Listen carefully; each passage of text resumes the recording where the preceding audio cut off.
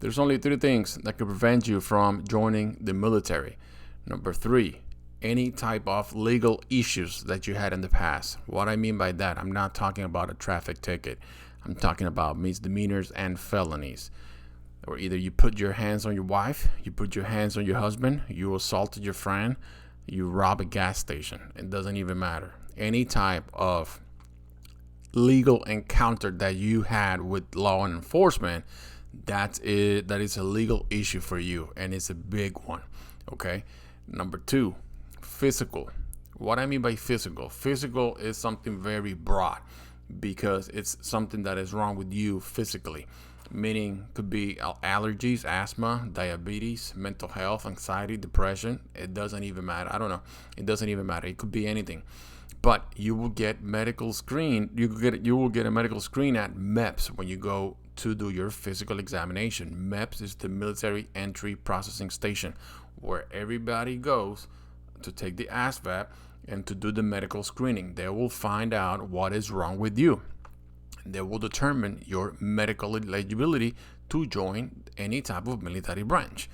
It doesn't matter if it's legal or if it's physical.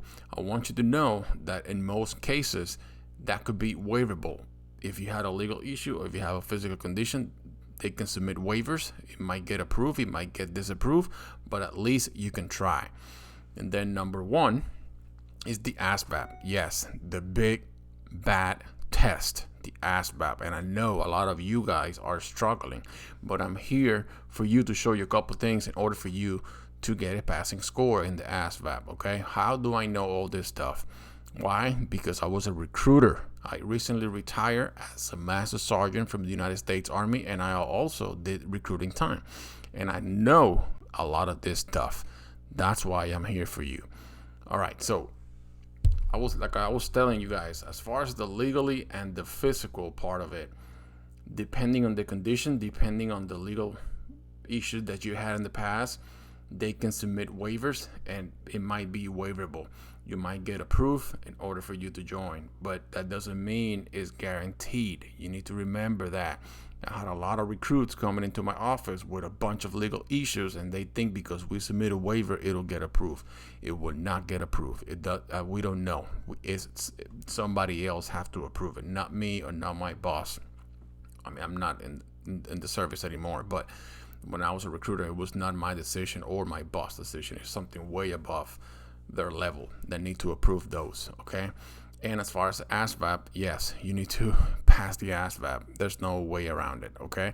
But I wanted to show you something in regards to the ASVAB. So take a look at this. Let's call this guy, his name is Pete, okay? So Pete went to MEPS to take the ASVAB, all right? So let me show you. Oh, where you go? There you go. All right, right there. Right there, okay. So you can see down here that Pete scored a 99, right? You see it right here, 99. He scored 99. That's an excellent score. The ASVAB ranges from 1 to 99. Just because you score a 50 doesn't mean you failed the test. You did not. The minimum required score to pass is 31, just so you know. But these are the 10 areas of the test. This areas right here. You got general science, arithmetic reasoning, word knowledge, paragraph comprehension, math knowledge, electronic, admin, combat, and all that stuff, right? So this right here, oh my God, why you keep moving, man? All right, this scores right here will determine all your line scores for your different job selection in the different branches, okay? So a lot of you guys, when it comes to the ASVAB, don't know where to start. You think you need to study, you buy a book on Amazon and start reading all these areas. Let me tell you something. The areas that you need to focus on are these four right here: arithmetic reasoning, word knowledge, paragraph comprehension, and math knowledge. This right here will determine all these scores down here. Obviously, of course, you need to try to score well on these areas, but don't concentrate on general science or combat or like electronics, none of that stuff. You need to concentrate on these four areas right here. Okay, this right here will determine your line scores okay, your clerical, your combat, and all those areas will be determined by this 4 right here. And of course, if you get a high score here, you will get a high score here, and all your scores here will jump up as well. All right. So just because you score at 31, that doesn't mean you going to qualify for a job, because I saw it all the time when I was a recruiter. I have a bunch of applicants scoring 31, but then they didn't have a score to qualify for any type of job, because a lot of those jobs requires, a EL above 90, 95, but then the scores are low.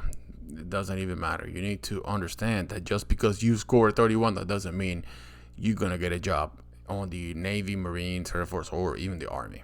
Okay, you need to understand that.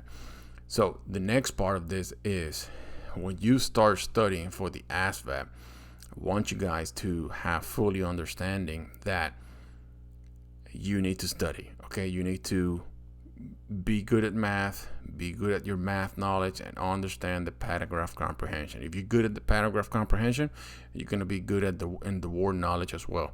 So you need to practice those 4 areas. Okay, I saw it all the time. Kids coming to my office, oh, I really want to join the Army, but then they get a 14 and they get discouraged. You need to study, guys. You need to study. All right, what can I offer you guys? I'm going to leave a link on my description, so for you guys can go to my webpage. I offer one-on-one consultations.